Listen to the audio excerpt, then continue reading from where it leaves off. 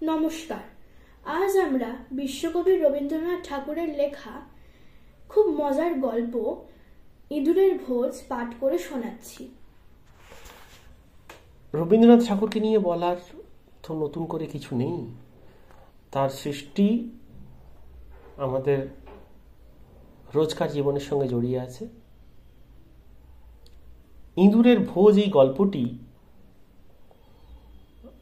খুব সুন্দর রসবোধের পরিচয় দিয়ে গেছেন তিনি। নতুন হেডমাস্টার মশাইকে নতুন ছেলেরা কিভাবে আপন করে নেবেন এই গল্প তারই বর্ণনা করে। চলুন আমরা সবাই শুনে নিই ইঁদুরের ভোজ গল্পটি। ছেলেরা বললে, ভারী অন্যায়, আমরা নতুন পণ্ডিতের কাছে কিছুতেই পড়বো না। নতুন পণ্ডিত মশাই যিনি আসছেন তার নাম কালীকুমার তর্কালঙ্কার। ছুটির পরে ছেলেরা রেলগাড়িতে যে যার বাড়ি থেকে ফিরে আসছে স্কুলে। ওদের মধ্যে একজন রসিক ছেলে কালো কুমড়োর বলিদান বলে একটা ছড়া বানিয়েছে। সেইটে সকলে মিলে চিৎকার করে আওড়াচ্ছে। এমন সময় আড়খোলা স্টেশন থেকে গাড়িতে উঠলেন একজন বুড়ো ভদ্রলোক। সঙ্গে আছে তার কাঁথায় মোড়া বিছানা, ন্যাকড়া দিয়ে বন্ধ করা দু তিনটে হাঁড়ি, একটা টিনের ট্রাঙ্ক, কিছু পুটুলি। একটা সন্ডাগোছের ছেলে তাকে ডাকে সবাই বিচকুন বলে। সে চেঁচিয়ে উঠল, এখানে জায়গা হবে না বুড্ডা, যাও দুসরা গাড়িতে।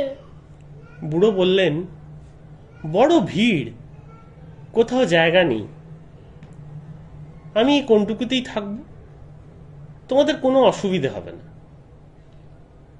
বলে ওদের বেঞ্চি ছেড়ে নিজে এক কোণে মেঝেতে বিছানা পেতে বসলেন। ছেলেদের জিজ্ঞেস করলেন, বাবা তোমরা কোথায় যাচ্ছ, কি করতে? বিচকুন বলল, শ্রাদ্ধ করতে। বুড়ো জিজ্ঞেস করলেন, কার শ্রাদ্ধ? উত্তরে শুনলেন, কালো কুমড়ো টাটকা লঙ্কার। ছেলেগুলো সব সুর করে চেঁচিয়ে উঠল, কালো কুমড়ো টাটকা লঙ্কা, দেখিয়ে দেবো লবডঙ্কা। আসানসোলে গাড়ি এসে থামল। বুড়ো মানুষটি নেমে গেলেন, সেখানে স্নান করে নেবেন। স্নান সেরে গাড়িতে ফিরতেই বিচকুন বললে, এ গাড়িতে থাকবেন না মশাই। কেন বলো তো? ভারী ইঁদুরের উৎপাত। ইঁদুরের? সে কি কথা? দেখুন না আপনার ওই হাড়ির মধ্যে ঢুকে কি কাণ্ড করেছিল। ভদ্রলোক দেখলেন তার যে হাঁড়িতে কদমা ছিল সে হাঁড়ি ফাঁকা, আর যেটাতে খইচুর ছিল তার একটা দানাও বাকি নেই। বিচকুন বললে, আর আপনার ন্যাকড়াতে কি একটা বাধা ছিল, সেটা শুদ্ধ নিয়ে দৌড় দিয়েছে। সেটাতে ছিল ওর বাগানের গুটি পাচেক পাকা আম। ভদ্রলোক একটু হেসে বললেন, আহা, ইঁদুরের এত খিদে পেয়েছে দেখছি। বিচকুন বললে, না না, ও যাত্রাই ওরকম, খিদে না পেলেও খায়। ছেলেগুলো চিৎকার করে হেসে উঠল, বললে, হ্যাঁ মশাই, আরো থাকলে আরো খেত। ভদ্রলোক বললেন, ভুল হয়েছে, গাড়িতে এত ইঁদুর একসঙ্গে যাবে জানলে আরো কিছু আনতুম। এত উৎপাতেও বুড়ো রাগ করলে না দেখে ছেলেরা দমে গেল। রাগলে বেশ মজা হতো। বর্ধমানে এসে গাড়ি থামলো। ঘন্টাখানেক গাড়ি থামবে এখানে, অন্য লাইনে গাড়ি বদল করতে হবে। ভদ্রলোকটি বললেন, বাবা তোমাদের আর কষ্ট দেবো না, অন্য কামরায় জায়গা হবে।